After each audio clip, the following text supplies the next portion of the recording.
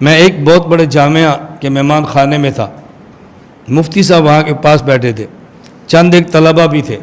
ایک شخص نے آ کر پوچھا غیر مقلدین کے پیچھے نماز ہو جاتی ہے؟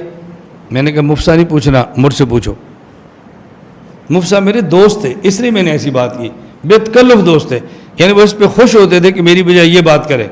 میں نے کہا ان سے پوچھو گے نا، انہوں نے کہنا ہے قرآن و حدیث کی روشنی میں ہو جاتی ہے۔ مجھ سے پوچھو گے نا، میں نے کہنا حالات حاضرہ کی روشنی میں نہیں ہوتی۔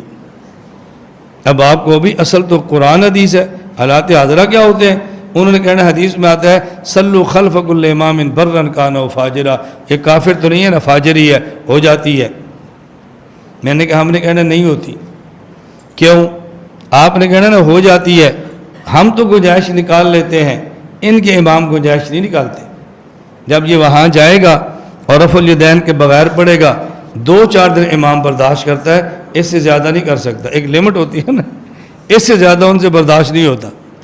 اس نے کہنا ادھر آؤ، نماز میں رفع الیدین کیوں نہیں کرتے؟ جی میں نے بیشتی زیور پڑھا ہے، تعلیم الاسلام پڑھی ہے، چلا لگایا ہے، بزرگوں سے سنا ہے، لاؤ بھی بخاری شریف، یہ دیکھو 5 حدیثیں حضور پاک رفع الیدین فرمایا، جاؤ کو پوچھو حدیث ان سے۔ اس نے میں نے اسی مفتی صاحب کے پاس آنا ہے، مفتی صاحب رفع الیدین کے بغیر نماز ہو جاتی ہے؟ رفع الیدین کرنا چاہیے کہ نہیں؟ نہیں کرنا چاہیے، بخاری میں تو 5 حدیثیں ہیں۔ تو لگتا ہے کسی مناظر کے ہتھے چڑھ گئے۔ بھائی مناظرے نہیں کرتے، بحثیں نہیں کرتے، کوئی ضرورت نہیں، ہو جائے گا۔ ہاں بھی حدیث ملی، میں نے پوچھا تھا مفتی صاحب یہ کہتے تھے، جھوٹ بولتے ہیں، ان کے پاس حدیث ہے ہی نہیں، جاؤ بخاری کھول کے دیکھو۔ وہ پھر آئے گا ہاں مفتی صاحب ہمارے کابر کو چھوٹے آدمی تھے، بہت علم تھا ان کے پاس، وہ ایسے مسئلہ تھوڑا بتاتے تھے، بچوں والی باتیں امام کرتا ہے۔ پھر جائے گا ہاں ملی حدیث، نہیں جی بھائی میں تمہیں کہہ رہا ہوں نہیں ہے ان کے پاس، نہیں ہے بخاری میں روایت، غلط بات کہتے ہیں۔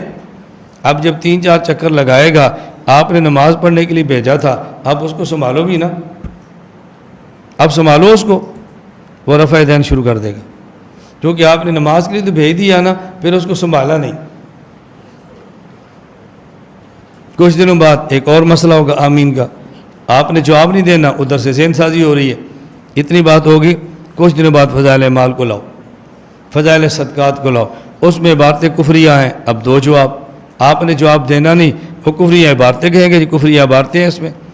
جس کو آپ نے نماز کے لیے بھیجا تھا نا، وہ آپ کے پاس کافر والی مشین بن کر آئی ہے۔ حضرت تھانوی بھی مسلمان نہیں، حضرت مدنی بھی نہیں، حضرت شیخ زکریا بھی نہیں، کیونکہ فلاں فلاں عبارت ہے، نہ نماز پڑھنے کی گنجائش دیتے، نہ وہ کفر کی مشین بنتی۔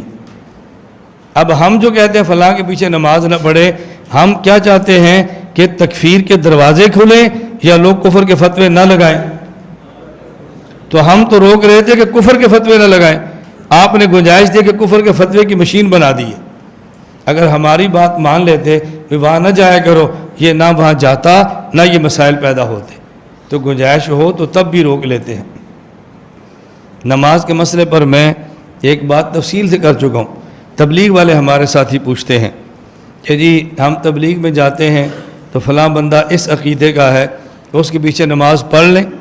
جو تبلیغ کا حامی عالم ہوتا ہے، حامی نہیں بلکہ تبلیغی ہوتا ہے، وہ کہتا ہے بھی پڑھ لیں ہماری ہو جاتی ہے، وہ چاہتا ہے کہ تبلیغ بچ جائے، اگر نہیں پڑھیں گے تو انتشار ہوگا۔ پھر یہ ایسے عالم سے پوچھتا ہے کہ جو تبلیغ کا حامی تو ہوتا ہے لیکن تبلیغ کے بارے میں کبھی وہ نرم گوشہ نہیں رکھتا، میں جی نماز پڑھ لوں، بالکل نہ پڑھنا، نماز نہیں ہوتی۔ حد نماز نہیں پڑھیں گے تبلیغ کا کام کیسے ہوگا؟ ہم حدود شریعت میں رہ کر شریعت کے کام کرنے کے پابند ہیں، حدود توڑ کر پابند نہیں، مت نماز پڑھو، اپنی نمازیں خراب مت کرو۔ اب ایک نے کہا پڑھ لو ہو جاتی ہے، اس نے تبلیغ بچائی، نماز خراب کر دی۔ دوسرا کہتا ہے نہ پڑھنا نہیں ہوتی، اس نے نماز بچائی، تبلیغ خراب کر دی۔ اور جب ہم سے پوچھیں، ہم کہتے ہیں پڑھ لو، ہوتی نہیں ہے، دوبارہ لٹا لینا۔ وہاں نماز نہ پڑھنے سے تبلیغ کا ماحول خراب ہوتا ہے، لیکن نماز پڑھ کے لٹا لینے سے تبلیغ کا ماحول خراب نہیں ہوتا۔ ہم کہتے ہیں پڑھ لو تاکہ تبلیغ کا ماحول خراب نہ ہو، لیکن نماز لٹا لینا تاکہ آپ کی نماز خراب نہ ہو۔ ایک نے تبلیغ بچائی، نماز خراب کی، ایک نے نماز بچائی، تبلیغ خراب کی۔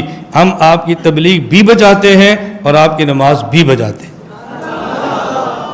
کتنا اعتدال کا راستہ ہم اختیار کرتے ہیں اور پھر بھی کہتے ہیں یہ لوگ سخت ہیں.